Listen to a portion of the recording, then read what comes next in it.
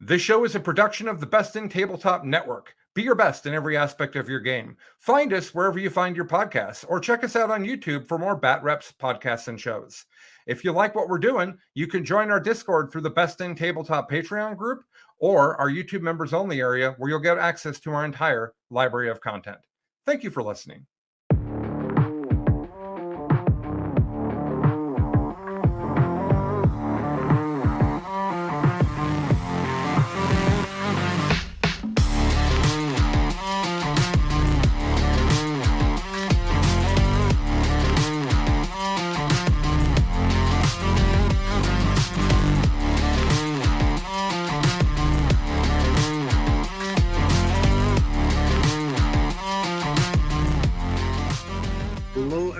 And welcome to 40k Fight Club. This is episode 14.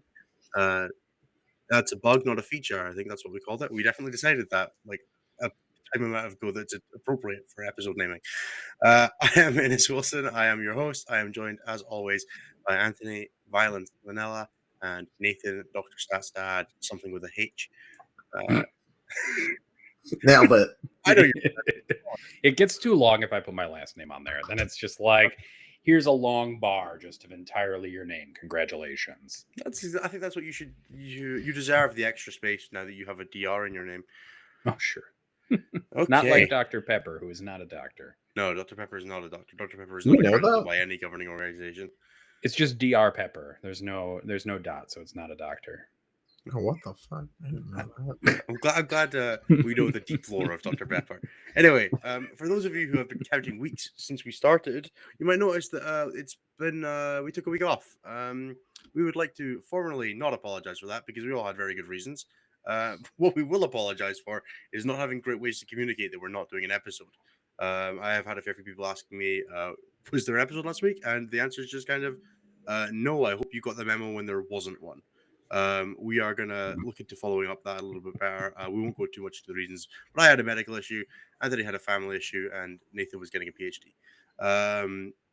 We then looked into doing it on Thursday, and that didn't materialize either because I continued to have medical issues, and other people continued to have their problems as well, except Nathan, who just had plans because he had just become a doctor.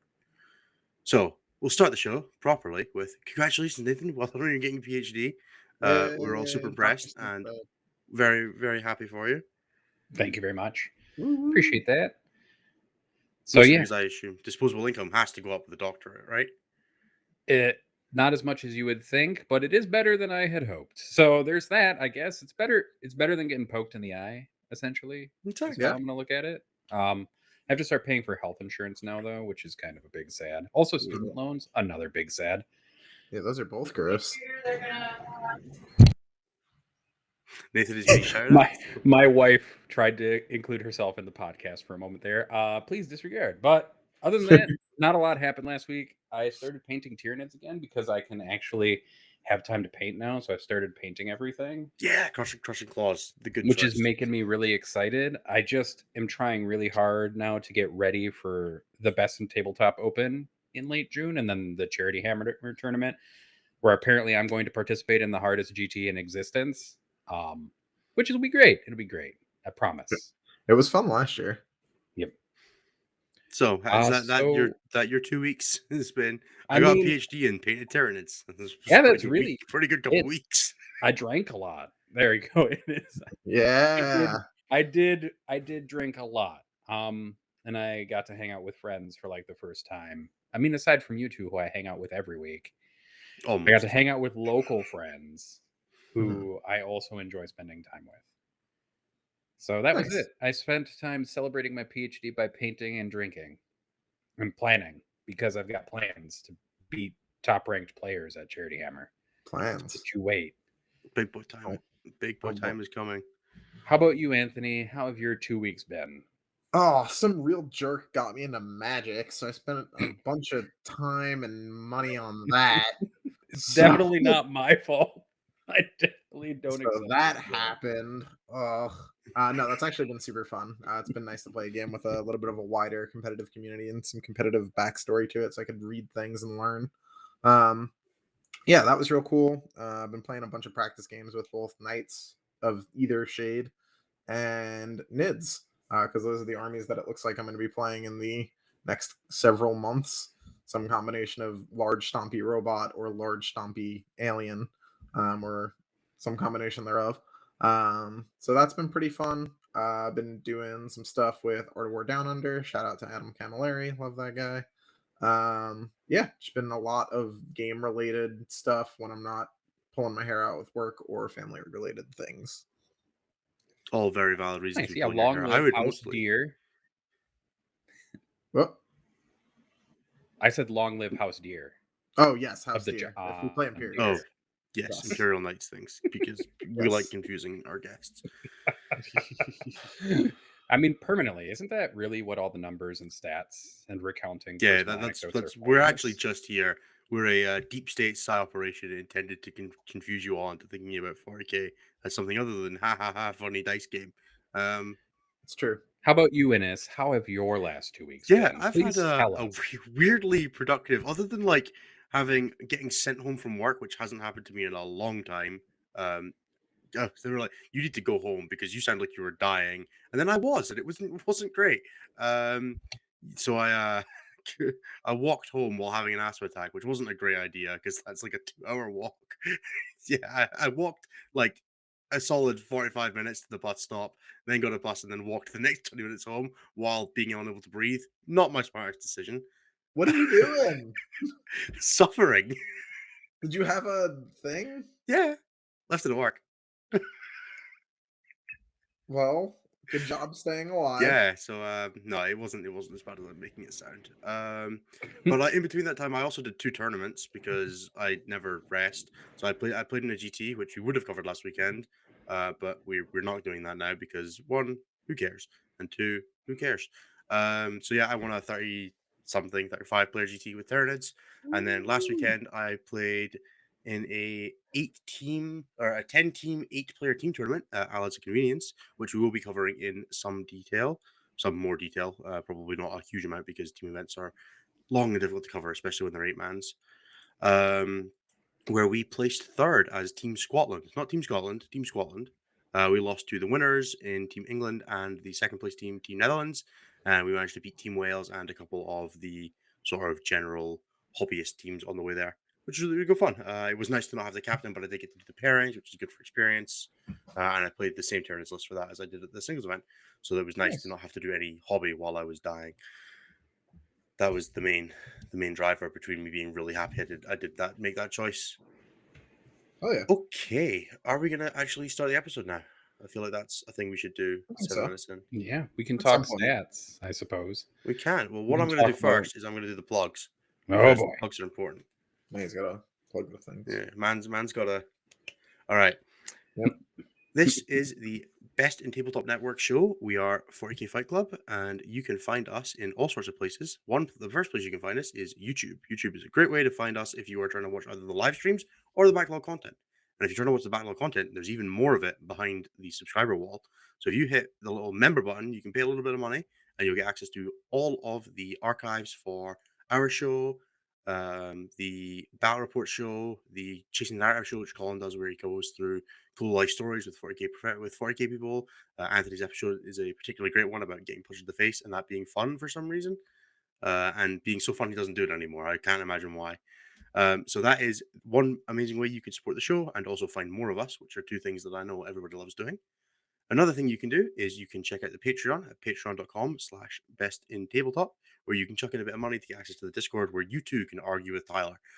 And that is all I'm going to say on the matter. But if you want to argue with Tyler, which is really fun, That's Tyler Bortel, by the way. I wasn't going to specify. Like, you didn't have to go there. We do, because he's also on the network. If you want to argue with Tyler Bertel of the Best in Tabletop Next Generation, you can absolutely come and do that for a couple $1 a month, and it is really good fun, and it definitely leads to some productive conversations and some not so productive conversations, and Anthony enjoys all of one of those types. Okay, that's all the housekeeping I'm doing for this one. If you are watching the live stream, you will be with us all the way through. If you're listening to the podcast, this is the main part of the show. You will be able to stick around and watch the bonus round if you're with us on the live stream, or if you're a YouTube member. Otherwise, this is all you're getting. And when I say what you're getting, we're going to talk for another like 80 minutes, about 40k. And then if you're still somehow not bored of us, there's even more. If you're watching us on 2x speed, I'm so sorry. Don't do that. I don't recommend it. He didn't even hear you say that if he's watching it on 2 times. It's true. It's just all like one long like Scottish brogue going on there. Yeah. If you actually go up to 2x speed, you can summon the spirit. You can summon Nessie, who is actually an elder god. Yep, it's true.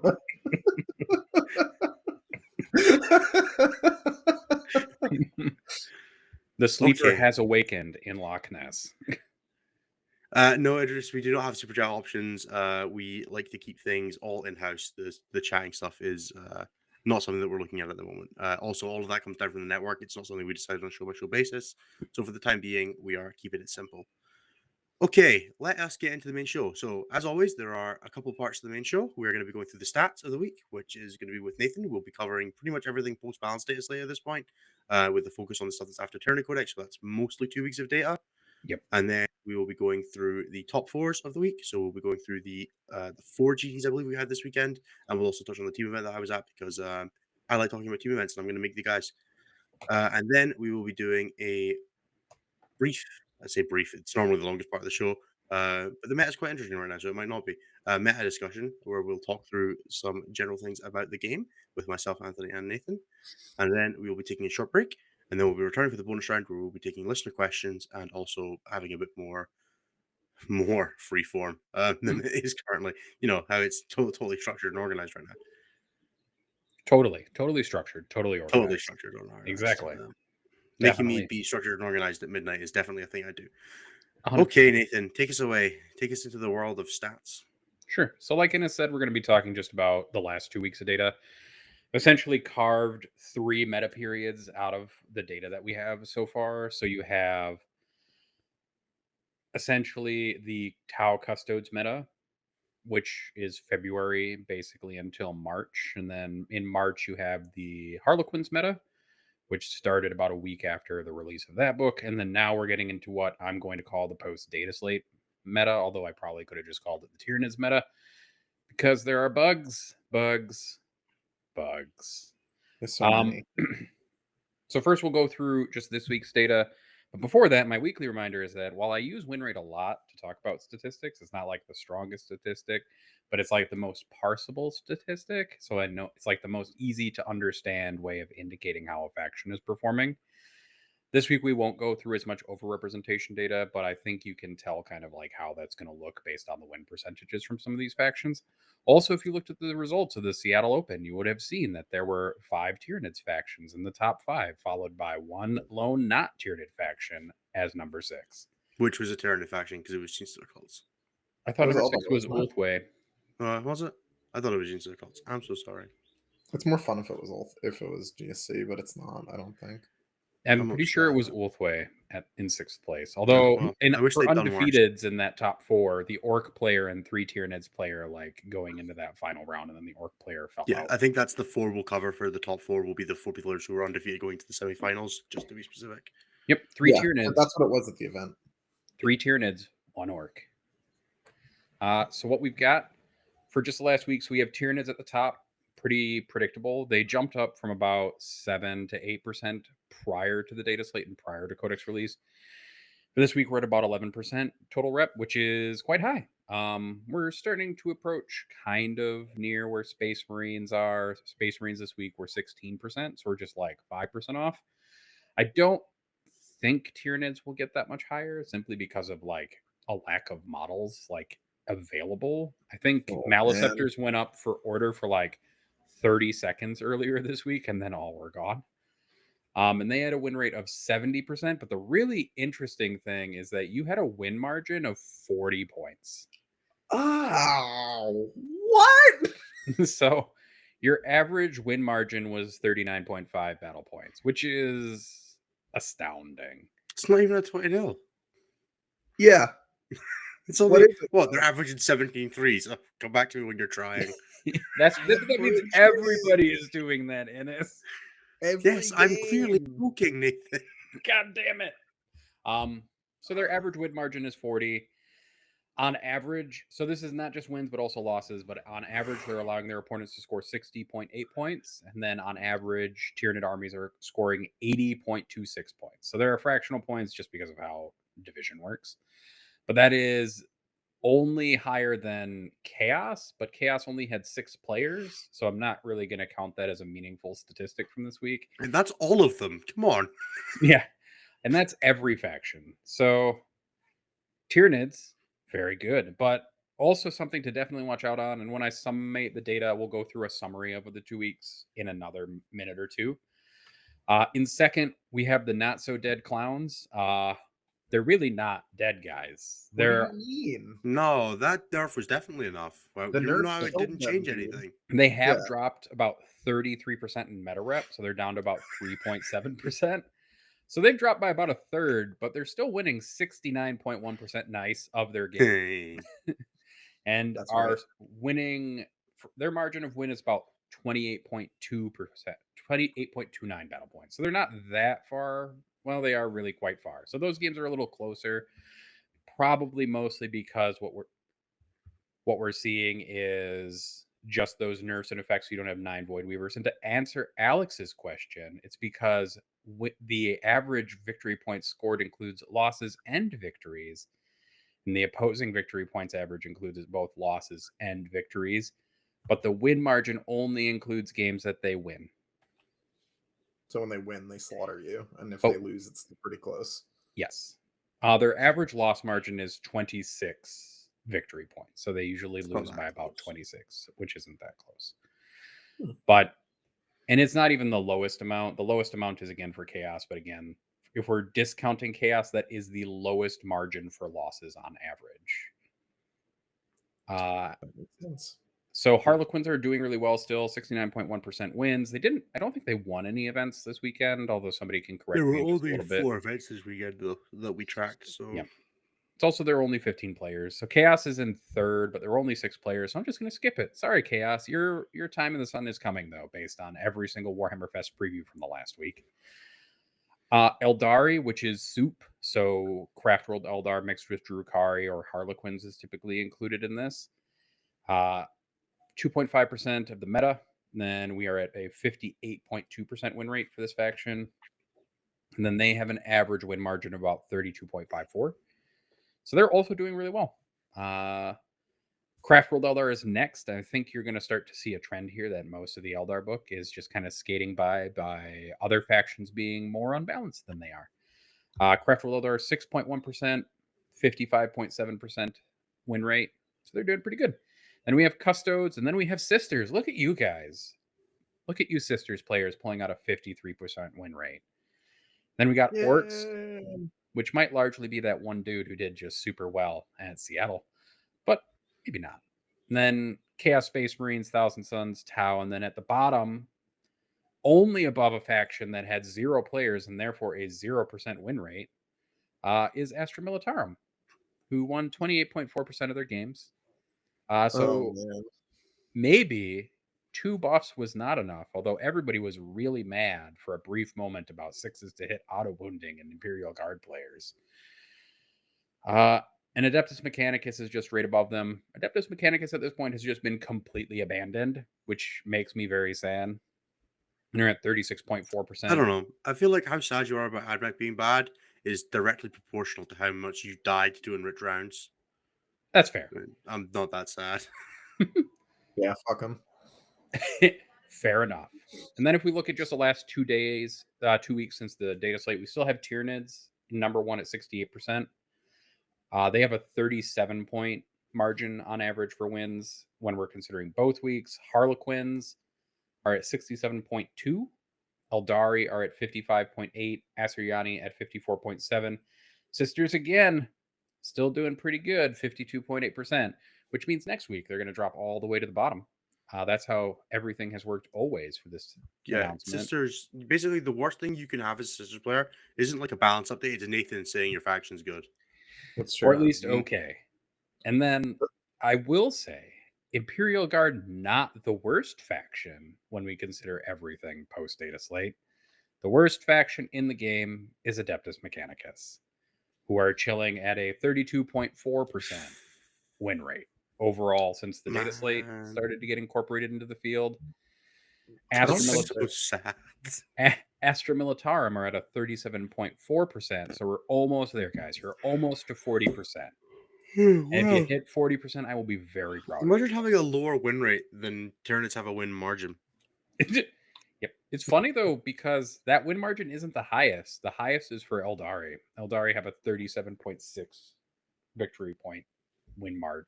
Wasn't Tyranids at 39 in the weekday? Yes, but for 2 weeks it's 37.2.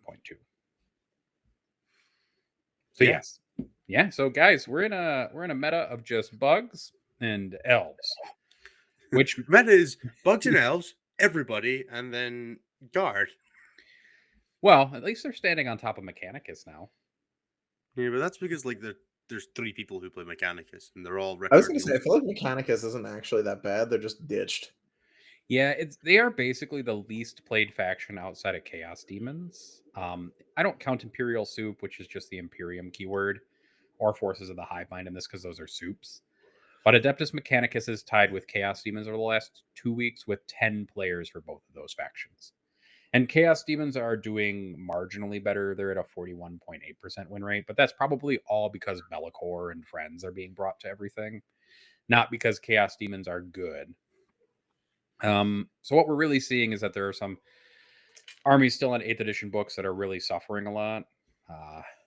Shocking.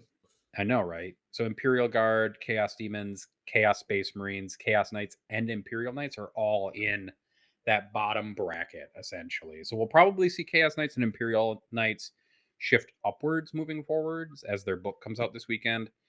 We won't probably see effects of that this weekend, except in RTTs, where sometimes people kind of stretch those rules windows a little bit. But over the next couple of weeks, we'll probably start to see Chaos Knights and Imperial Knights go up, based solely on the fact that both of those books look pretty good, although not completely brokenly good, like what we've seen with the releases prior to that, mostly from Codex Craft Worlds and Harlequins, and then also from Tyranids. So we'll probably see something like that. Yep. And next week, I'll start to break out some more overrepresentation data, and we'll cover some more of this win-loss and win margin data that we've got going on. I do want to say for now that there's some stuff to be concerned about, especially with how Tyranids have been performing in top 4s and top 10s. And hopefully that gets addressed soon, because otherwise we're going to have the same situation we had before where Harlequins were winning everything, except this time instead of elves, it's going to be bugs. So they don't want to count 3 months on their fingers from when the balance data slate was meant to happen. Yep. So it was meant to happen in May. So June, July, August. It's a while away, isn't it? Yeah, so we haven't seen the FAQ yet for Tyranids, so we might see some of the more egregious stuff get tapped.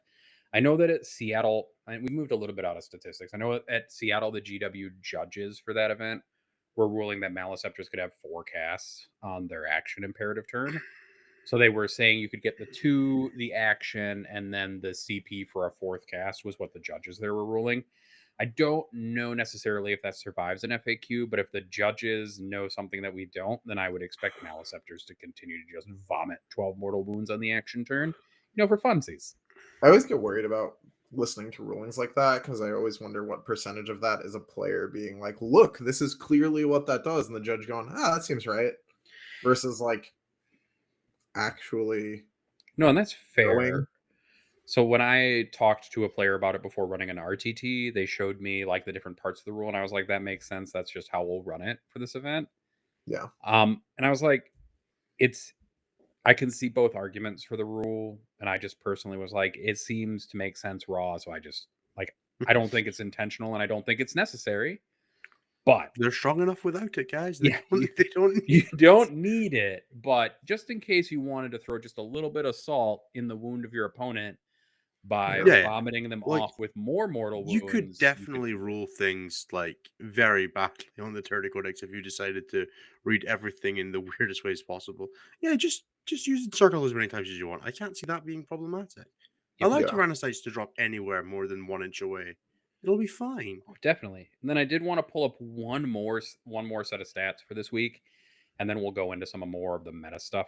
We're going to talk just some of the faction v faction data from the last 2 weeks. So I will say this is just 2 weeks of data. Faction v faction data is the hardest part of this data set to get because it's depending on how many matchups they play. And people getting it right on BCP. Yeah, and people getting it right on BCP, which is not always true because people like Anthony exist who troll me endlessly by putting in their faction the wrong way. Would you rather me put Tyranids or Hive Fleet Leviathan when I play? Tyranids, because Hive Fleet Leviathan is annoying. And not a faction.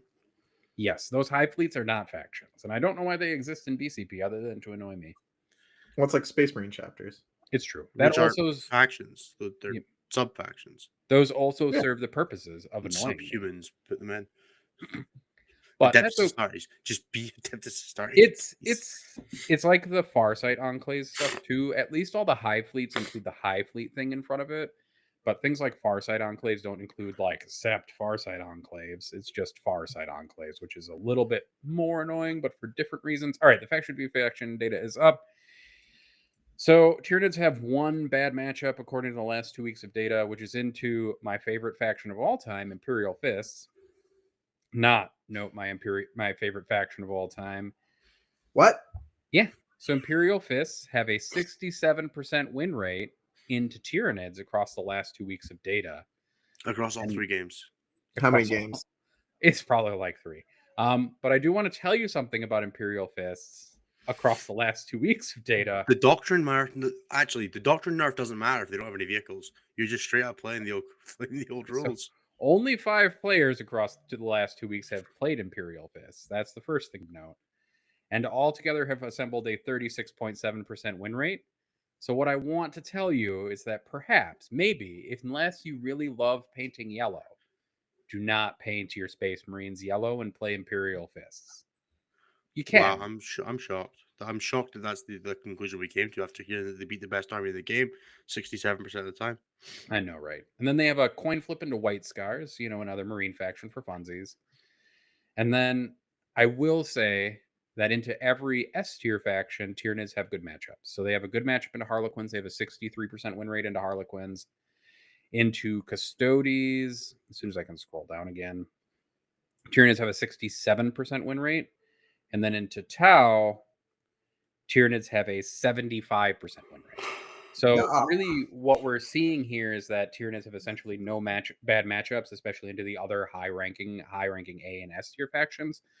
They do have a couple coin flip or close to coin flip matches into Sisters, where Tyranids have a 56% win rate, which is just kind of a little off from a coin flip. So Sisters players, again, maybe you guys have an okay chance. Maybe it's all that Melta spam. I don't really know.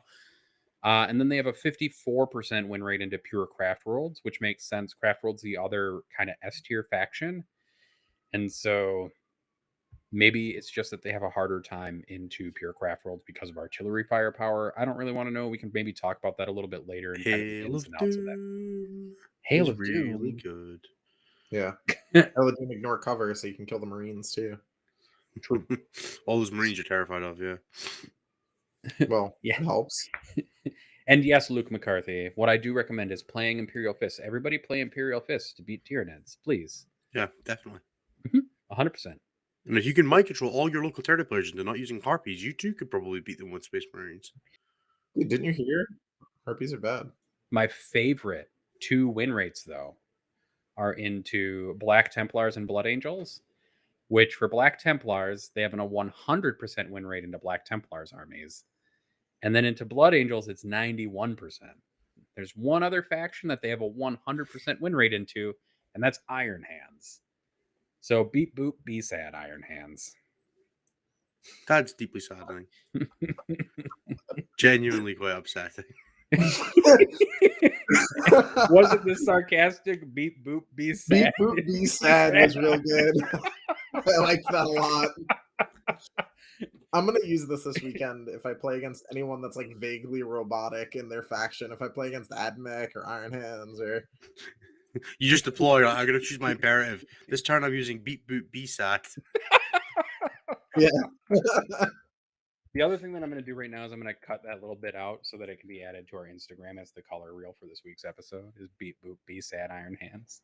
Oh, of course, he's picking his own clip, right? If you were funnier, if you were going to be funnier, Innes, I would pick one.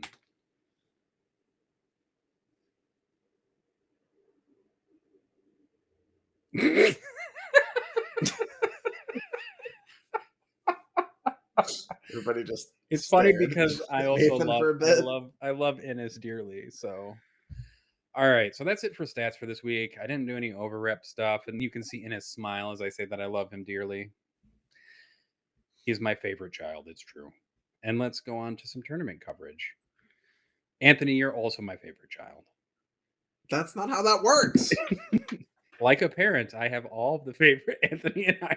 Yes, it's It's true. You still got it. To the side, I definitely didn't take a bookmark out of at any point.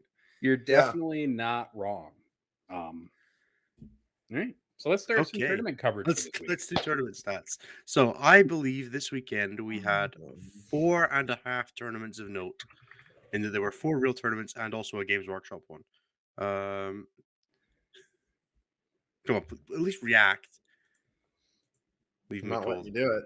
I'm not giving it to you. You get nothing. Okay, so we're going to start with an order of importance. So there's a 31 player English event that's definitely significantly more important. Okay. So this weekend we have the US Open Seattle 40K GT, which definitely has enough words in it. This was 200 and something players, 8 rounds with 4 player with brackets after 4 rounds, which is a thing you could definitely choose to do. We have the Baltic Cup Kiel 8 in Germany, which is 135 players and 5 rounds using WTC scoring. The Glasshammer GT number 8 in England, and the Brighton GT in England also. So, and then also we have the Allies of Convenience Team Tournament, which I will be covering from the perspective of having been there, which is nice because I like tournaments. Shall we start at the top then? Let's do the US Open Seattle. We can do that. Yeah, that's fine. I'm just going to wait for BCP to load because BCP is good software. Yeah. Some of the best. Is that what we're saying these days? I don't It is detect definitely sarcasm very well software. anymore. It is definitely software. All right, I have Seattle open. So, could I get one of you guys to pull up the actual semifinals for me? Is that round 7? The semifinals Yes. is Hogan and Marshall Peterson. Hogan and And- Marshall Peterson. Yep. Alex And then Dougal? Mr. Lennon and Alex. Yep. Cool. So Okay. let's go from the bottom up then. So the 2 players who lost in the semifinals were Alex McDougall, who was playing Tyranids, and Marshall Peterson, who was playing Blood Axes. So let us start with Marshall Peterson, as he did end up losing his 4th game as well. So I do believe placed lower. Mm-hmm. Marshall Peterson was playing a Blood Axes list, which has Snickrot, a Warboss in Mega Armor, a Warboy, which is the Weird Boys with the Beast Snaggers, 3 squads of Beast Snaggers, 3 squads of Commandos, big squads with Breacher Rams and Power Claws on the Sergeants, 3 squads of Tank Busters, 2 squads of Squighog Boys, 1 big 6-man, 1 slightly smaller one with just a 3-man. Those are weirdly pointed. Oh, it's because bomb squads are 10 points, right? That makes sense. I don't understand orcs. A decently sized 10-man squad of Storm Boys, and then 2 battle wagons and a single mech gun, which is a funny choice. I think it's just like a backfield objective holder that doesn't like die to a random airburst. Or my man had 40 points left over at the end. Yeah, that could be that. Let me have this. Okay. So yeah, this is a list that's definitely looking to abuse the GW terrain to the fullest extent. That is a lot of big squares of. It's like 25% of the board is just a square of cover that you can just sit on as an orc commando and be like, yeah, I got an actual save here, which is unusual for orcs. They have access to basically the foul blight spawns make you not count as charging on a stick when you as a stratagem, as long as they're in cover. So basically having permanent access to that means you can do things like get charged by a hive tyrant and kill it, which I hear happened. Which is funny. Yeah, that's the story I heard. Anthony is looking at me with funny. From what I understand, a Reaper of Blood Axe hive tyrant charged a squad of orc commandos. They used the you don't count as charging and so go away, and then fought before it, and the squad of commandos one shot the hive tyrant. Yeah. Oh my god. Yeah, Is he not definitely That's definitely a thing. I don't know. I don't know if that's a. I didn't look into it that hard. I just read it and was like, that's funny. Oh man. Fair. The most Shame on the Hive depressing. Tyrant. He Most- should Yeah, be the allowed Hive to use Tyrant's Reaper like the next that- game. the Hive Tyrant isn't encircling the foe; it's circling the grave. Yeah, Oh. yeah. That Hive Um, Tyrant should use his Reaper in the following game. So yeah, this is definitely a lot of stuff in battle wagons, and you got beast snaggers crawl about with their invulnerable saves, so they don't just randomly die to a stiff breeze. You got a deny in there. I don't know. I think it's definitely got a lot of tools. I believe you went through a decent couple of Tyranids players on the way, showing that it can be done. So yeah, props to Marshall, who is definitely a name I've seen around and about as a long-time orc player. Yeah, he played from the Necrons States. before as well. He did Yes. well with them before he was. Yeah, going he away. kind of bounced between Necrons and Orcs, from what I remember. Yeah. He was on Necrons for a long time until Necrons got completely untenable. Okay. The other player who made the semifinals was Alex McDougall, who is the teammate of our own Violence. So would you like to run us through that one? Give me a second to pull it up, and I'll get right on that. Talk about This something is that was less awkward dead time. Yeah, this is a some- Leviathan Tyranids list. That is the general strokes. I believe of the top Tyranids, there was 5. There was 4 Leviathan and 1 Kraken. Yep. So I think Leviathan John definitely showing John itself to Lennon be. took Kraken. Yep. That's of the top 6. I think there was another Kraken in there somewhere. Yeah, Jamie Beaton in 9th place. Mhm. But yeah, Leviathan and Kraken definitely showing themselves to be very powerful options, even without access to Lurk, as a very powerful adaptation option, giving you things like objectives secured on your monsters and ignoring AP1. Leviathan and Kraken showing you can get by just fine with just things like reroll hits or ignoring shard Heroics. Heroics are quite good too. I picked that twice and never got to use it. It was really sad. Yeah. All right, I got it. All right, We let's did do it. All right, so we got 4 Tyrant Guard with Toxin Sack and Lash Whip Bone Cleaver.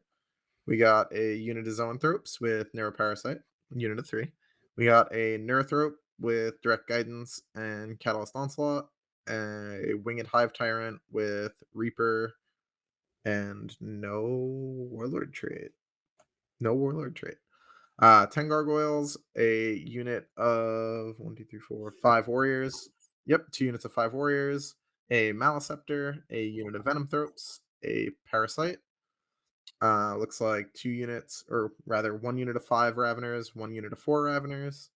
We got a single Biovore, a Walkrunt with 2 heavy Venom Cannons and Pathogenesis. Warlord Synaptic Tendrils.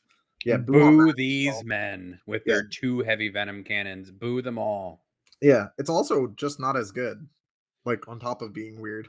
And 5 more Tyranid warriors. And that is the list. So Alex is going Warriors, for Raveners, the broken stuff. We did very, it. very defensively leaning Tyranids list here. You've got the access to just a wall of Synapse, some fast stuff with the Raveners, and then the double Hive Tyrant just to be the icing on the cake. Yeah, like you said, I don't love the double Venom Cannon Tyrant. It's just why would you not want to have punch? When we Punch were talking good. about the Tyranids list, like the week that we got info on it, and you like hand wrapped gifted me the Maw Claws Heavy Venom Cannon Walkrunt. That man went into my list and will never leave until he is nerfed. That guy is such a bad man in the like mid to end game that he will never leave. Yeah. He doesn't need like CP at all. It's great. Yeah, He he just takes does his over. thing. Yeah. He puts Catalyst on himself, and then it's like, all right, let's go. Oh, come on, no. You're not casting Catalyst from 40 inches away from your Neurothrope that can't be denied? No, because he's deep. He's in their deployment zone. The pressure unit, really. You just kind of walk him towards people, right? Just slowly shovel Pretty your much. opponent off the other side. You of the say board. slowly. He's moving Yeah, he ain't 10. that slow. He moves 10. I wanted to say slow to make people feel better about themselves, but it's true. He is pretty fast. Yeah, he's brutal, man. He is brutal. I just Go ahead. sometimes I do wish that Venom Cannon was assault, but not enough to take Shard Gullet. Yeah, I don't care that much. I don't want to take No. a bad relic so that I can advance and shoot my gun that I don't need. No, Maw Claws is great. Dude, it's so good. It gets better as you kill things. Like, why wouldn't you take it? Why Yeah. are you killing things? Just kill more things. Yeah. Exactly. And then you Especially kill 'cause more things, more better. So more better is more good, right? That's right. The first thing he charges usually is some dregs in the middle too, so he just claps those dudes for free and then carries on his adventure into your deployment zone. Yeah, I love that guy. Oh, he's amazing. Yeah. The far more fun play is when it's something really cool, but Deathleaper charged it first and did almost all the damage, and then your Tyrant gets to kill it and move 3 inches for free. Yeah, it is. The Death Leaper's usually tag team high-fiving with my Flyrant so that he can get +2 to his charge. Entirely depends. You can get a Deathleaper that does both, man. That's true. You can just do everything. Death Leaper is my favorite unit in that codex, and sometimes when I take him out of lists, it just makes me depressed. Yeah, the micro play I'm working on that list is definitely how to use the Death Leaper, because there's so much to do with him. Yeah, she just kind of wanders about being like, yeah, I'm going to just be OPSEC and here now. Annoy the life out of you. Death Leaper. So now that the 3 bug players have annoyed everybody with more talk about bugs. Let's go talk about another turn list. Yeah, exactly. So who are we going to next? We are going to Hogan Franklin, who was the losing finalist. Yes. And this also is going to sound second place of a nearly 200-person event if you're not in it. It's called him the losing finalist. It's second place, dude. He's not second place according to these final placings. Yeah, that's why I'm calling him the losing finalist, because he technically finished 5th. Yeah. Technically. So, I mean, it's another Leviathan list. It has a Hive Tyrant with 2 heavy venom cannons, which boo. With Shard Gullet, which also is boo. And then Heightened Senses, which I believe is the ignore penalties. Reroll hits. Reroll hits, okay. Reroll hits and always strike first. And then you have a Neurothrope with pretty standard stuff, Synaptic Tendrils and the Resonance Barb. Then a Tyranid Prime, which I think is kind of interesting. You're probably just doing that for the wound rerolls, I assume. You're doing it for the go turn of exploding 6s. Yeah, the link. Fair enough. That man's decided people get shot to death. Then what we have is 1, 2, 3, 5-mans with Bone Swords, Death Spitters, and a Venom Cannon. And that's all Tyranid Warriors, by the way. 2 Maleceptors, because why not have 2? 3-mana Tyrant Guard. 2 units of 3 Raveners, so 2 MSU Ravener squads, and then 2 Harpies, one with Dermic and one with Synaptic Enhancement. So this is a much more aggressive list when you compare it to like Alex's much more defensive playlist, I think. This is I own Harpies. I would like to use the Harpies. And then you deliver the Harpies to the people, and then they go away. I do love Harpies, but I totally didn't realize you could encircle them, which made me really sad when I played them into a Tau list. I just didn't think about it. I didn't think it would be an allowable thing because it didn't seem like a thing that should happen. Yeah, why would you not just like fly over somebody, bomb them, score, engage on all fronts, and then leave? Well, shoot them too. Right? Just shoot them. Get the Death Guard. It was really funny. I mean, I flew 2 Harpies over, picked up 2 Hammerheads, severely injured 2 Reptides, but then I didn't realize I could encircle them, and if I had, I could have taken them and brought them. You can circle one of them. Don't be a scumbag. I mean, if someone doesn't say you can. Yeah, as long as I can't. Somebody needs to clarify that I cannot, in fact, do that, because I will. That's right. Just like we can't tell which turn it's fine. for Dawn or Hammer. Technically in the morale phase, the end of the turn, isn't it? Yeah, it's technically at the end of the turn, between phases. No, technically. It's just in the morale phase. Oh, is it? It's just the morale phase? Oh, the morale phase. The morale phase is technically the end of the turn, because the morale phase steps say once you complete your morale phase, the turn ends. That is the end of the turn occurs during the morale phase, which means but it happens out of phase. It does not. Start a battle round is out of phase. End of turn is technically during the morale phase. Oh boy, this is going to be real weedsy. We should save this for the next segment and talk about the next tier. It's not super important, but basically, there's a very real argument that you can encircle multiple times because it just doesn't work in the rules. Yep. So we have one more Tyranid list to cover, which is John Lennon's. So yeah, we can skip this one. Oh, we'll skip it. Let's go to the next event. So. I've done enough coverage, right? Mostly because I just want to like mildly irritate John Lennon in case he ever hears about it. I don't know. I don't think he will. He won't. And I feel like as the only Kraken list, we should probably cover it. But fine, I'll talk about it. So Tyfleet Kraken, which is extra AP when you charge as the main trait, if I remember correctly, and then it is advanced bonuses as the adaptive trait. Yeah, D3 plus 3 advanced instead of D6. Thank you. And so it's 4 Tyrant Guard, all with Lash Whip and Bone Cleaver. I assume essentially for the stratagem and for damage 2. Just damage 2, yeah. When you're clutching this heavily on things like Raveners, you kind of need something with damage 2. That makes just in sense. case there's a problem. Standard Neurothrope that we need to come up with a name with. Synaptic Tendrils, Resonance Barb. Winged Hive Tyrant with the Reaper and no Warlord trait. 3x3 Tyranid Warriors, all with Death Spitters, Bone Swords, and Venom Cannons. 1 Maliceptor. 10 Pyro... 9... 7 Pyrovores. I read Venom Thropes as Pyrovores, and I was like, how did he get 10? So 7 Pyrovores, 1 unit of Venom Thropes. Pyrovore is the dandy of everybody who loves models that are too cheap for their profile. 3 units of 5 Raveners, all with Death Spitters and Regnating Claws, except for the last squad that has Scything Talons. And then a second Hive Fleet Kraken detachment with a Hive Tyrant with 2 Venom Cannons. Boo! And Pathogenesis and Direct Guidance. Right, relic. Pathogenesis is significantly better than the other options. It's true.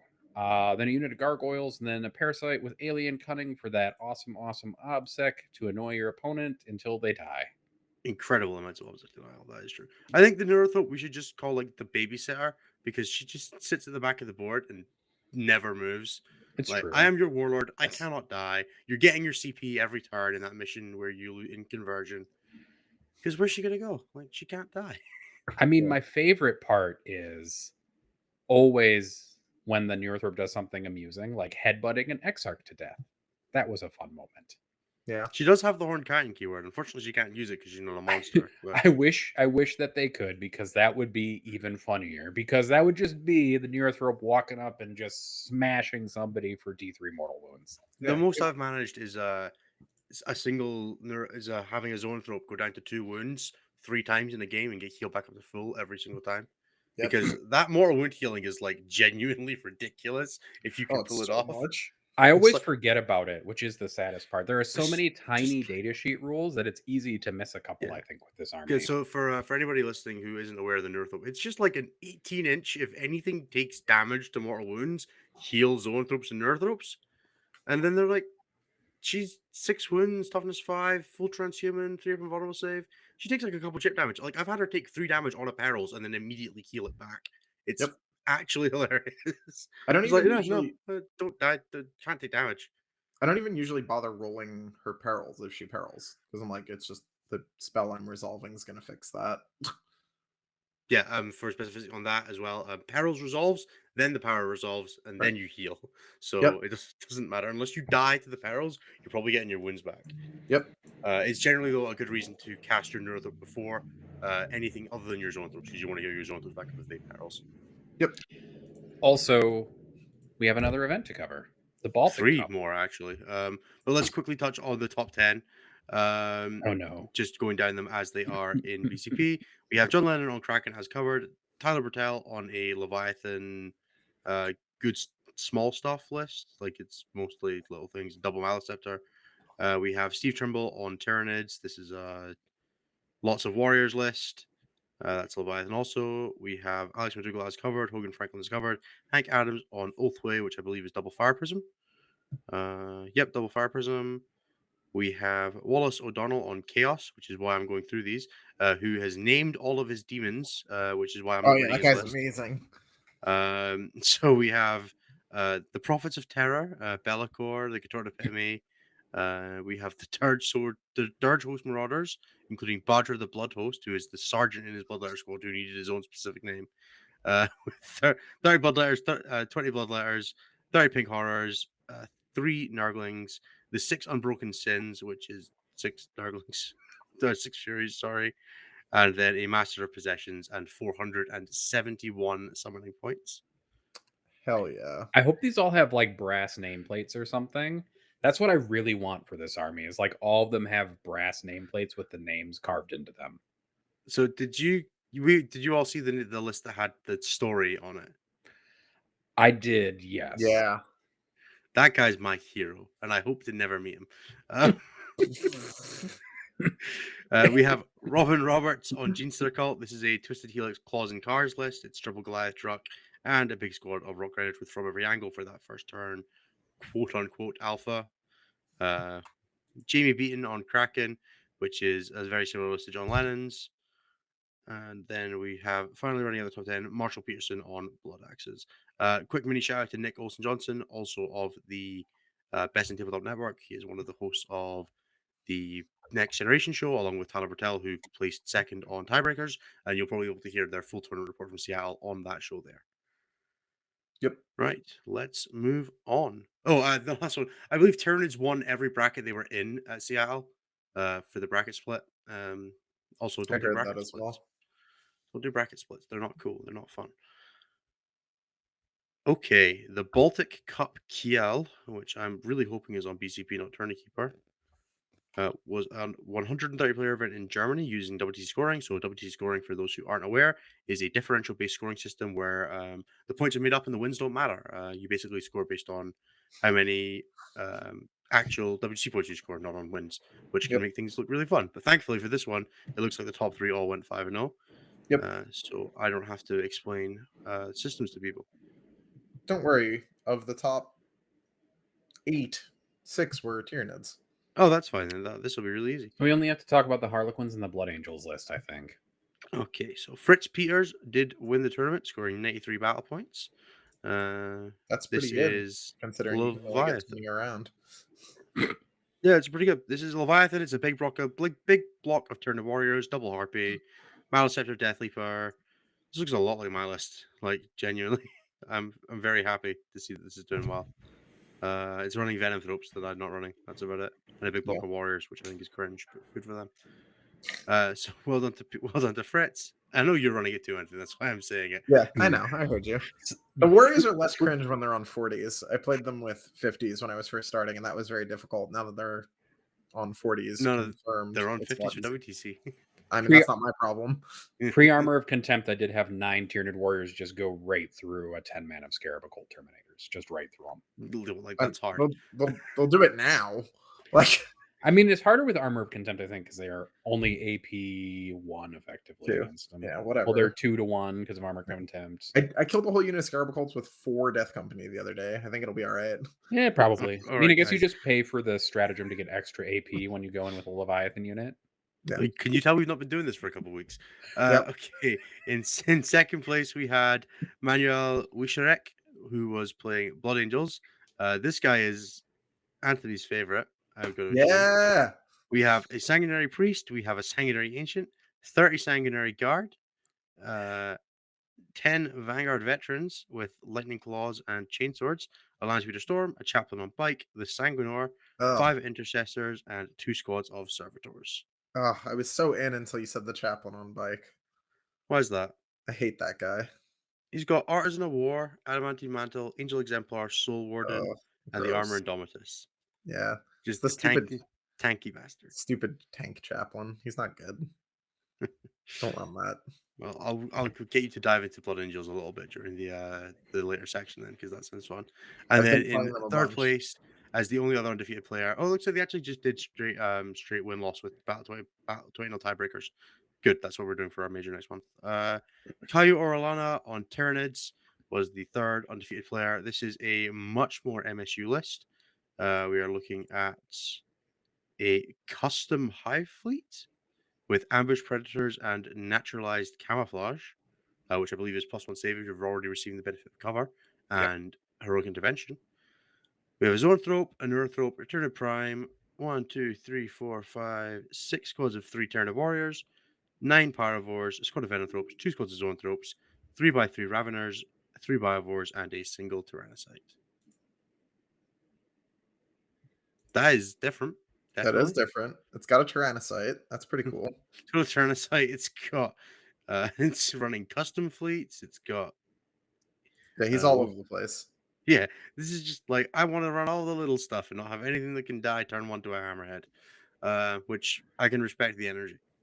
Yeah, Hammerheads make me sad. Congratulations to Fritz for winning the Baltic Cup. Next up, we have the Glasshammer GT number 8. I can assist you with this one, NS. You should definitely do that. So we've got Vic Vijay in first place with an Asuryani list. And then we've got Aaron Mascara in second place with Tyranids. Sam Nash in third place with Adeptus Custodes. And then fourth place is Janice China with Tyranids. We'll go through Vic Vijay first. Hell yeah, Vic. Congrats. And we're Woo! looking at a far-flung craft world with Hail of Doom and Masterful Shots. So Hail of Doom is a pretty standard thing you're seeing in custom craft worlds, and the Masterful Shots allows you to ignore cover. You'll probably be seeing a lot of that in pure craft world lists moving forward. We have Baharoth, or Flappy Boy, as I like to call him. Never leave home without him. 2 units of 10 Dire Avengers, with the Exarch having 2 instead of 1 Shrieking Catapult. 2 units of 10 Swooping Hawks. That's different. I don't think I've ever seen 20 Swooping Hawks. Did We were on miss break. the Bristol GT, or did we cover the Bristol GT? We were on break the week that. We were on break the week of the Bristol Is that GT. where there Vic were just 20? won a super major with this list. It was literally last week. Like the week All right, before. that would explain why this is new to me. Then 3 units of 6 Wind Riders, all with twin Shuriken catapults. A 3-man of Shining Spears with an Exarch with Heart Strike and Paragon Saber, Shuriken Cannon, and the Kane's Lance upgrade, which Kane's Lance is the 4-up to do Mortal Fight Wounds and last. Fight Last, and then Yep. Heart Strike is Mortal Wounds, and Paragon Saber just rerolls a bunch of stuff, if I Yeah, remember hits and correctly. wins. Okay. Yep. Excellent.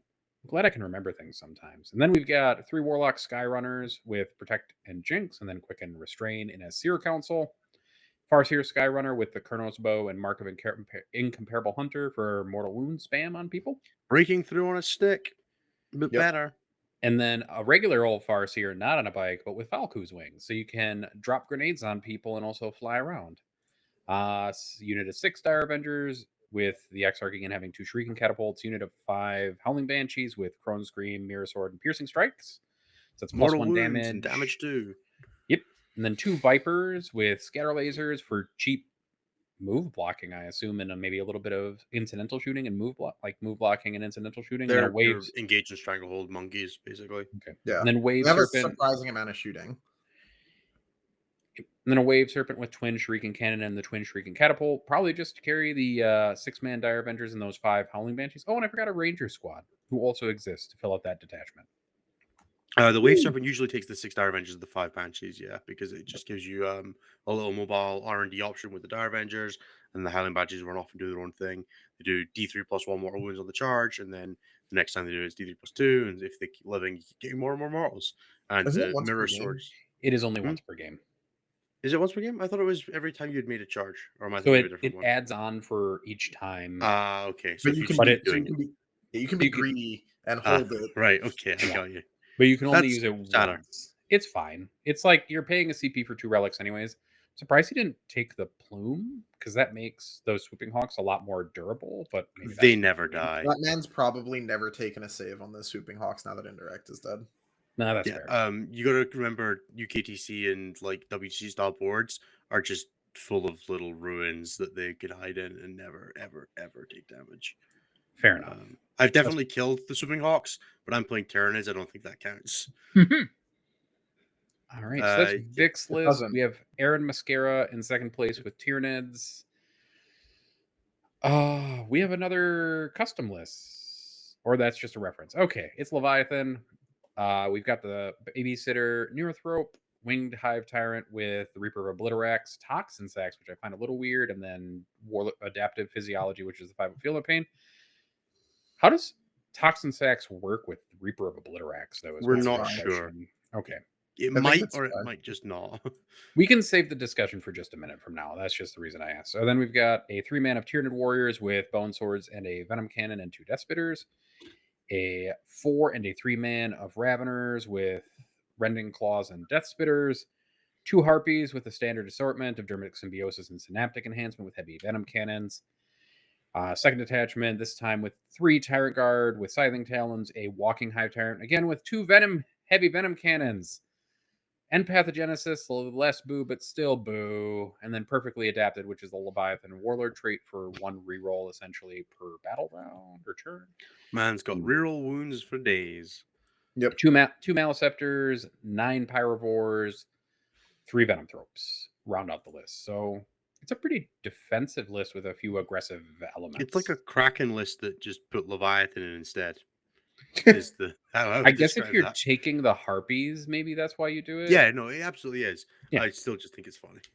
Yeah. Yeah, it's like a Kraken and a Leviathan list had a baby, and they decided to just be more Leviathan than Kraken.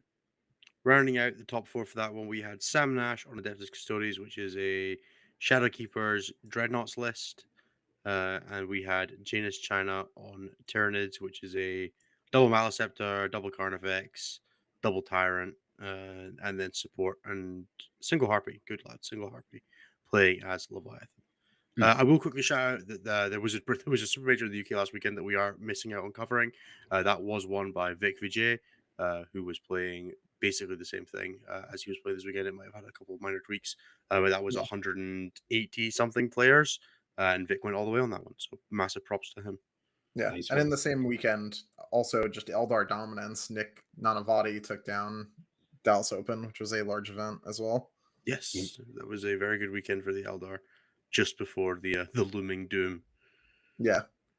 Oh, that's The what they were shadow, at Dallas. the weren't shadow they? of the warp wasn't quite. Yeah, they there were yet. there. They were there. Yeah, they were Fine. at Dallas. Nick Yeah, decided Nanavati to was simply there. not play them, but they were we there. missed a really good weekend, didn't we, guys? We With, like, did. two Yeah. super majors and a GTI one. So such sad times. Unlucky. A little I bit know. of just like simple, just like there from Ennis as he talks about the super major he won. No, No, GT. I wanted You wanted GT. GT. Sorry. We covered the super major I won. I wasn't missing that. Fair. Yeah. Fair. And this would have Okay. showed up unable to breathe for Just that for one. And then he passes out in the back. And we just are like, I guess that's just how things work. Yeah. Does anyone know what the UK emergency services number is, just in case? Yeah. Is No, it we just sent one- Chris over to you. We Oh, would yeah. need. We would send Chris. Chris, go sort him out. All right. Anyway, on with the show. They've got free help. Chris being a friend of mine who is also a supporter of the show and likes to sit and view. Who last lives about event- 20 minutes from me. Last the event last of the event- singles, we have the Brighton Warhammer 40k tournament with We're gonna a stacked top three. We should make Anthony do this one. We should, because Anthony doesn't do enough on this show. I should open if that's the expectation. It is the first place. We'll wait. I'll call out the top four real quick. David Gaylord took down the event, taking a Tyranids list. Vincent Chan took second with a Tau Sept list. Conrad Barkowitz. Yep. Took Craft World Eldar, and then John Hickton took Tyranids for rounding out the top four. And then we have Adam J.E. Smith with Necrons, just because I wanted to shout out Necrons there. Taking Necrons, they exist. sometimes. Wonderful thing about events this weekend in the UK. The big team event was on. Team England was all there. So Dice Down just kind of got to do their own thing. So they won both tournaments, which is Yep. always nice. Price down flexing. Flexing that they can't get anyone out to Team England. Sure. Oh man, dude. That's actually the 10-second clip right there. Yeah, that's the one that goes. Love on you social really, Dice media, Down. I'm dude. sorry. Get absolutely annihilated, Dice Down. Jesus. It's not even Yet- true. Alex Petford's on Team England. But It doesn't Get- even matter. Get wrecked, Dice Down. Get Yeah. wrecked. Oh my god, dude. No mercy from Ennis. You guys might as well be Frontiers. You're just getting dunked on by the boy. All right. Oh man, I don't even want to read this list now. It's on Dice Down, dude. What's it even worth? I'm gonna read this. Oh, brutal. Oh my god. Just a smoking ruin where there used to be a fine UK team. Jesus. I think this event has been done already. I'm sorry, guys. But Anthony and Ennis have roasted you so hard that your lists no longer exist.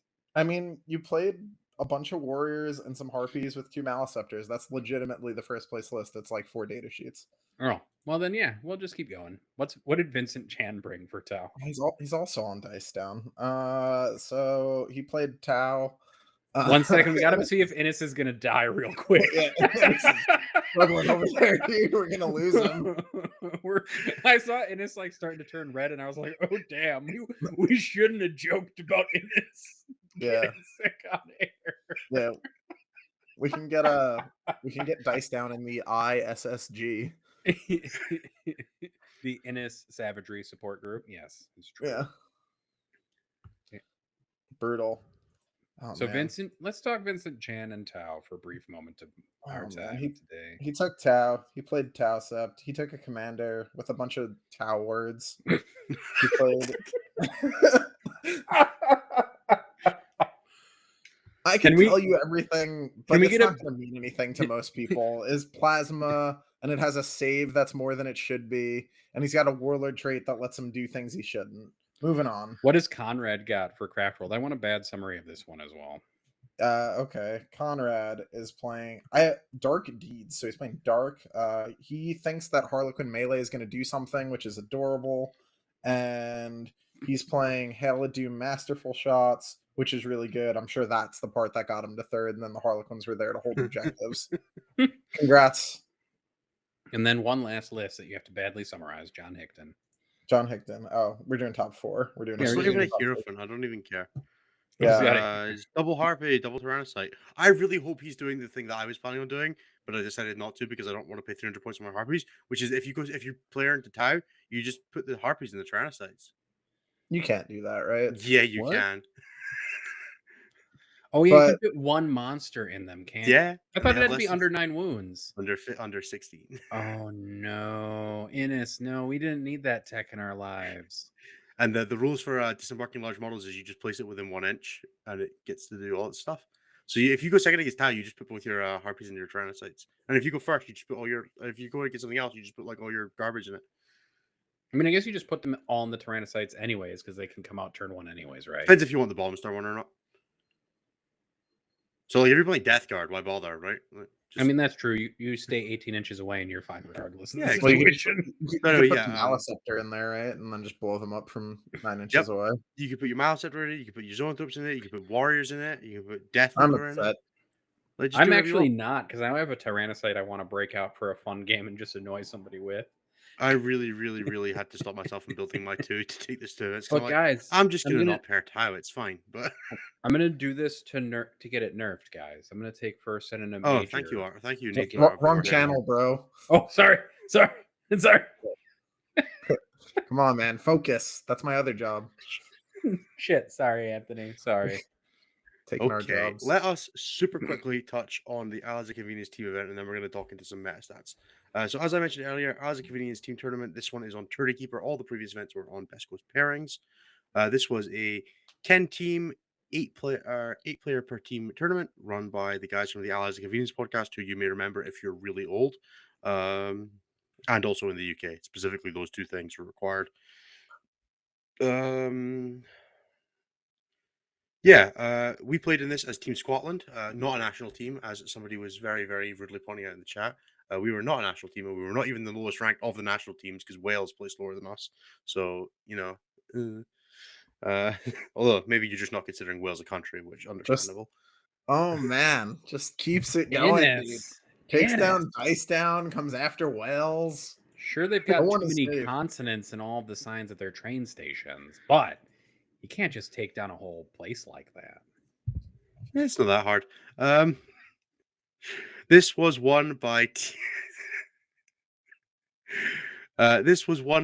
England. Second place was Team Netherlands, who went 4-1, and third place was Team Scotland, who was me, and my team also, but mostly me. Now his own team is under the gun too. Did they do something? Did they do something bad at the event, and you're making them run laps or something? Yeah. So I'm gonna start by telling the story for this event for Team Scotland.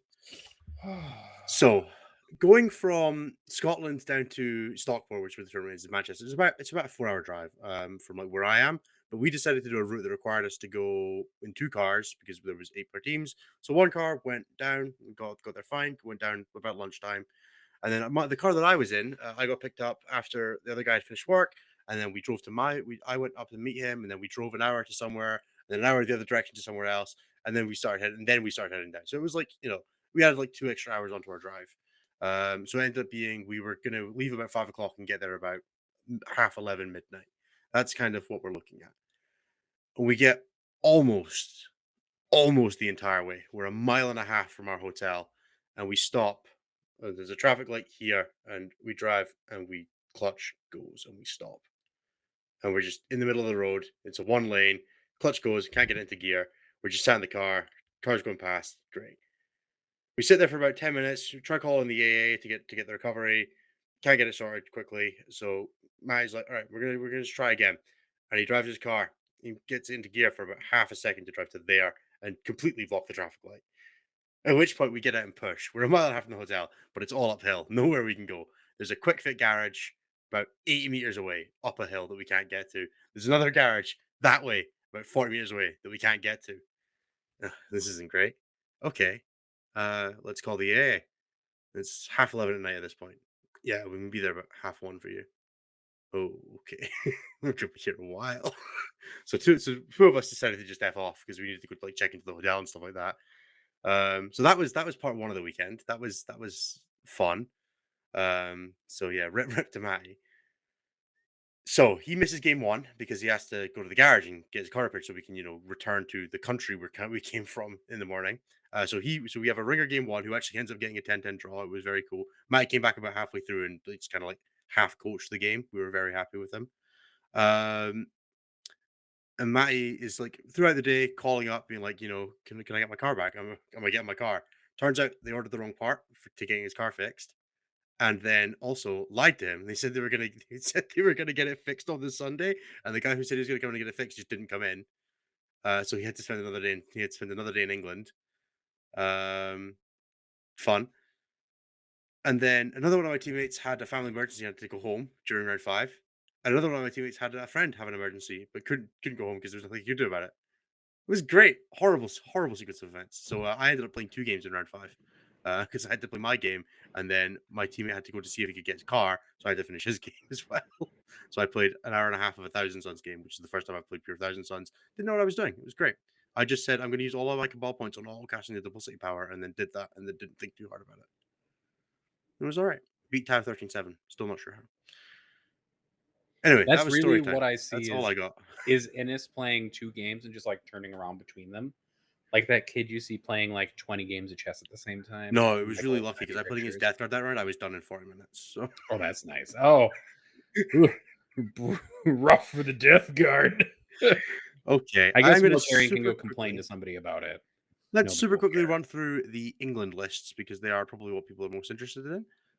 This is the winning set. So we have Matt Robertson of Art of War, who was playing a Kraken list with I believe 15 Raveners and a bunch of Paravors.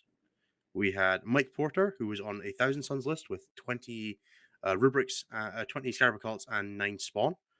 No, that was the 10 play with Morrowind Skull. Alex Towers has asked a question in chat. I'm sorry, I'm getting distracted. We had Josh Roberts, who was on a very very rack heavy Dark Elder Good Stuff list, which was Arts of Flesh with a bunch of like 5 mans with Electrocorrosive Whips. We had Alex Petford, who was on a Expansionist Wraith list. James Ramsey, who was on a Bloody Rose Good Stuff list. Nathan Roberts, who was on Grey Knights Dread Knights. Manny Chima on Hail of Doom, and Tony Chu on Tau, lots and lots of crisis suits. So nothing I would describe as super shocking in their setup. The Sisters list is definitely something I would consider interesting, and Dread Knights is not super common. Those are all on Tourney Keeper if you would like to check them out. Just want to, as always, shout out team events because they are really cool and worth following, but hard to go through a lot of information on. But they did, I believe, in 40 games that they played that weekend, they lost 6.5. Dang. Yeah, That's pretty good. They lost 3 games against the Dutch, 2 games and 1 draw against us, and 1 other game in 3 rounds. Oh, wow. You guys got that in there pretty good then. Yeah, we were the second best score against them with like 50 something out of 160. Nice. Yeah, I know, right? Their round 1 scored 10 points total, like 2 15-5 losses, and the rest were 20-0s. Okay. England are quite good. Yeah, that's rough. maybe the place where Warhammer 40K comes from, the players are good. Yeah. I mean, Anyway, that makes I some will sense. very quickly tell the 10 Morrowind Plague Skull game. I was playing as Death Guard that had absolutely no ranged output besides like the flamers on a couple swords of Death Shard.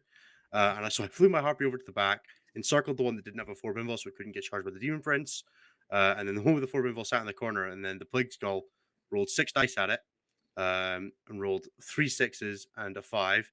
And then the 3 6s rolled 3d3 mortal wounds against me, rolling 8, dealing 9 mortal wounds to me. And then I, being the kind-hearted person I am, having just watched them do that, looked over at the dice and noticed he'd only rolled 6 dice and told him to roll another one, which then did another mortal wound to me.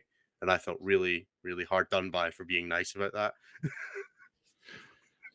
It was a man. gift of kindness, well received. It's like, oh, okay, so this thing that does roll 7 dice every 4 plus doesn't wound, every 6 deals 3 just did 10 to me. The average is like 4.5.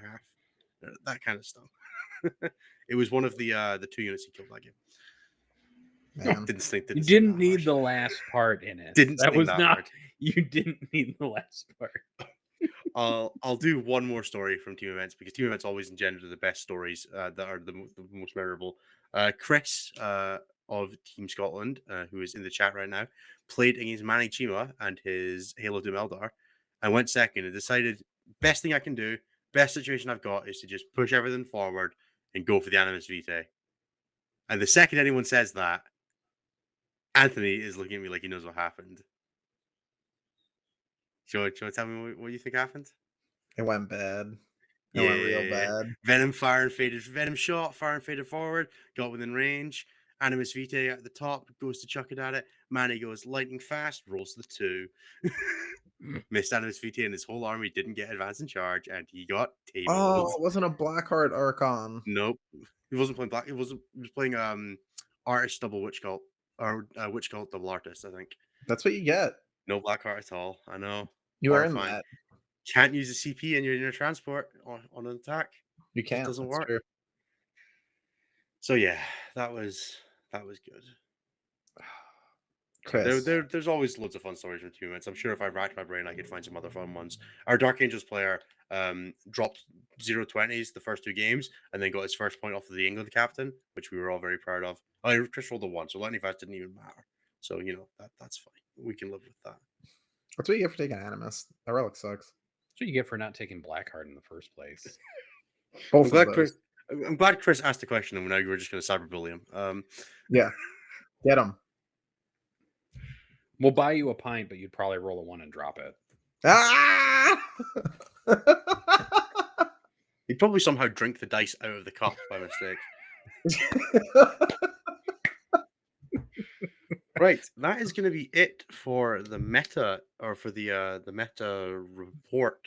Shall we talk generally about the game for 10 minutes before we take a break? That seems good. Go on then. Tyranids are good. Are they? Based on what evidence? That doesn't sound right. I don't feel like we just spoke about Tyranids for 45 minutes. Tyranids really deep. Like the list from this weekend, outside of like a few that we talked about, there's a lot of variation in the rest of the top 10, I think, in how those Tyranid lists are built. They sure do all start with the same 1,000 points, though. If you take Nids out back and shoot them in the forehead and remove hail from the game, it's close to balanced. Yeah, I think what happens in that situation is some stuff that gets suppressed by it just becomes worse, but maybe. Yeah, but it's not going to be worse than now. Than they are currently, yeah. It's true. I'm not going to disagree there. Yeah. It's a shame they killed Harlequin so hard, or they would be a real army still. Unlucky. Yeah, that dead 69% winning army. Unlucky, dude. This sucks. Completely dead. Yeah, nuked from orbit, as everyone was so hastily and eager to tell me. It's interesting too, because the Ulthwé army with the double fire prisms seems like a good move if Chaos Knights and Imperial Knights become big pieces of the meta. That seems like a great move until it kills one Armiger on turn 1, and then 14 other ones swarm their deployment. Does it kill an Armiger? It should kill an Armiger. Through -1 damage and 5 Feel No Pain? I mean, pick your variant. The Imperial one doesn't necessarily have a 5 Feel No Pain. It probably has a 6 up. Also, the heavy Armiger spam lists are likely Chaos rather than Imperial. It's hard to fit the things you want in an Imperial list. Yeah, you really do want bonds with abilities as Imperial Knights. Yeah, but as Chaos Knights, as it turns out, killing that one Armiger doesn't do nearly enough, and then there will be somewhere in the neighborhood of 10 other ones in your deployment zone the following turn, which... Do they have advance and charge still, or what's the minimum threat range of one of those war dogs? The Chaos ones or the Imperial ones? The Chaos ones, because the Imperial Knights seem to be built around big knights more so. Well, the Imperial ones can put a lot of buffs on the little ones. They can give them advance and charge, which makes them go real far and real fast. The Chaos Knight ones are 14, though, base move. and they can do all sorts of wacky bullshit. It's very easy to get them rerolling charges. You can have 1 or 2 at +1. Okay. Yeah. The difference is if one of those carnivores connects with you, most units just die. If they hit you, it's real bad. As an example, this weekend my Rampager connected with 2 Ravener units and killed both. Like 5-man Ravener units, like 20 wounds each from full. I mean, that makes sense, though. Raveners don't get a save against that. Yeah, no, they don't. They're -1 just- to hit, and he didn't give a fuck. He spent 1 CP and was on hitting on 2s anyway. Yeah, I mean, I guess the other thing, I was listening a little bit to the Art of War Down Under episode that you were on with Adam, where you were going through the Imperial Knights, which was funny to hear because all of a sudden it was like, and here's Anthony, and I was like, which Anthony? Yeah, And was yeah, pleasantly Anthony versus Anthony. and was pleasantly surprised. It's me. I know. And I was really intrigued just at the idea of rolling forwards with Questoris Knights in that situation, paying 4 CP or no CP in some situations, and just turning weapon damage into mortal wounds. It's so wild. It's that damage can get crazy, but if you play on good terrain, like if you're ever considering a WTC board, Imperial Knights shooting build goes down a lot in stock because the dense really puts the bricks on those dudes, as do the ruins. Not as much into Warhounds though because of the smaller bases, I assume. Although if you hide things behind terrain, you can probably hide your infantry a lot better and make Warhounds go around it. The mass Warhounds build doesn't really try. The mass Armiger build in Imperials isn't super trying to kill you so much as it is trying to kill you enough that you don't kill the War Dog on your turn. Okay. Which it doesn't need a ton to do because they're quite tough. So that's kind of how that list works. But yeah, I have some thoughts about Knights in general. They're weird for sure. Do you think they're In singles, gonna You should go and check out Our War Down Under with Anthony if you would like to hear more about that. it's only true, for the I talk about loyalist them a side whole though? bunch. Yeah. Loyalist for that's now. I'm the next month of Art of War Down Under's content is me and Adam. So if you are interested in anything about Knights at all, we will be covering the entirety of both codexes. What did Adam do to get punished with that? I don't know. What did Adam do? You said, right? Not me. Yeah. I was gonna say Adam's wonderful. If anything, he's being punished here. That's what I said, yeah. That makes sense. I'm just making sure. He's just making sure that the hatred is there. Yeah. It's for me though. Like keep it eyes on the prize, big boy. Yeah. I don't know what he did. He moved back to Australia, I guess. Did he? Oh, weird. Maybe. I don't know. I don't know. I know we have to do this at weird hours. I don't know what country he's in. Do we want to So- talk about? I guess we can talk back about Tyranids then. Like, what do we want to say about? Go and Tyranids, listen to though? the preview. We complained about Tyranids in the meta half of last episode. They're still stupid. Like it's fine. Nothing's changed. Yeah, they were just as dumb as they were before. I don't think anything's been like discovered as stupid in Tyranids. The whole book's just wild. Can we talk about sisters then, so they get really driven into the dirt next week? Next week, Jack is going to play them at Motor City, so there's a decent chance that he alone will make their win rate at least okay. That's fair. He did make their win rate just okay at Dallas as well. I think he went 7-1 there, or 6. Yeah, exactly. One of the two. I mean, it's hard when an Art of War player is doing it because that's like the tippy top level player, and we don't see. I don't think I've seen a lot of other sisters performing kind of at that level recently. Yeah, it's the same thing. Yeah, Ramsey did pretty well with them at AOC teams this weekend. James Ramsey is a very notable UK player, though. Builds a lot of weird and wonderful stuff. So I'm not surprised to see him using his faction with as much meta jank bollocks as the sisters can have. As it turns out, Repentia still just murder your face. Pretty much. And multi-meta is still not bad. Yep. Especially when now you that- can still take 8 of them. Especially Or now more. that artillery is kind of dead. It goes a long way to helping them achieve viability. Yeah, I mean, absolutely. Valorous Heart seems to be all right, but I think all the stuff that Jack took was the other one, the one with the supplement. Bloody Oh, Rose. Adam is back. We got some chat-based confirmation that Adam Yeah, is back. Sam Lemon from 40K Frontiers, another Best in Tabletop Network show, this time covering metas outside of Europe and the Americas, says that Adam Camilleri is back in Australia. There you go. Good plug. Good work. I know. Yeah, the meta's not a super like it's in an interesting spot, but it's not like it seems so It's- obvious what the problems are that it's like, yep, the things almost a that little- are very clearly a problem, those are a problem. It's almost a little easier because Tyranids are like the obvious and most straightforward, like this is a problem. But I Right. think craft worlds are going to continue to skate because they're not the obvious problem. Because craft worlds are still very good. Yeah, Craft World's getting by on the fact that a bunch of people that go 1 and 4 at every event they go to play them. And also, Americans, other than Nick, please just play Hail of Doom. It's so funny. Stop just being wanna- snowflakes. Play Hail of Doom. I almost want to play Vixless just this weekend to just try it out because it looks like fun to play. It's Yeah, a lot really of good. assets. You just kind of have, I have this 400 points that literally can't die, and also Eldar is able to. I have one more story from AOC Ooh. teams because Let's hear it. because it's relevant to the current topic of conversation. Manny's Hail of Doom list played against Tim Vass of the Morning Glory YouTube channel's 360 conscripts. I'm going to give you a second. How many do you think he killed turn 1? 250. 160. 215. Turn 1, of which 8 were morale. Yee. Raw damage output, 207 dead conscripts. That is a lot of conscripts. I don't even understand. I mean, that's what they're for, but that's a lot of conscripts. What? Eldritch Storm. Really? Is that what? Yeah, I guess Eldritch Storm could do it. Dude, that's like 20, 25. Yeah, Eldritch Storm comfortably kills 30-ish, plus Yeah. including a bunch of characters. And then So from what I understand, Manny went shooting first. can do really good too. Yeah, Swooping Hawk shooting with masterful shots and jinx and all that good stuff. Yeah, from what I understand, he killed 215 turn 1, and then 45 turn 2, and then covered the board and killed the remaining 120. Our favorite 90s screen name has said the council has awarded him, and by him they mean Manny, one singular yike. Yike. That's what you Hail get. of Doom has some damage outputs. Just a bit. Just a little bit.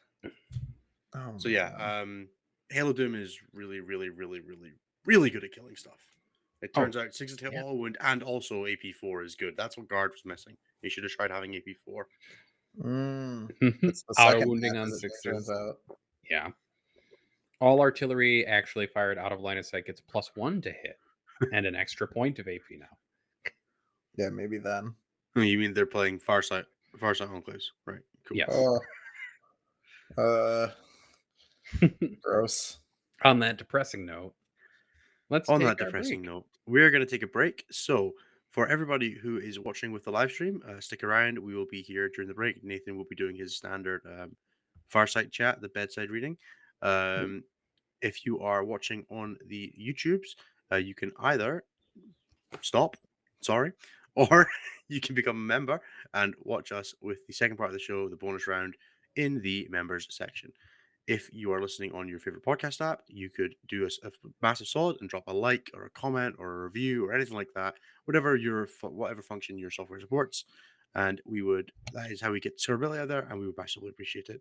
If you would like to hear the bonus round, you can also do that by becoming a member on the YouTubes or check out the live stream. We love everybody that comes to the live stream more than anybody else because they make the things that I say sound reasonable when they respond to them at 1:30 in the morning. Instead of whatever's happening right now where I'm talking to myself. Yep. Bye-bye. No, wait. No. Patreon.com/bestintabletop. That too. Discord. Woo! Woo!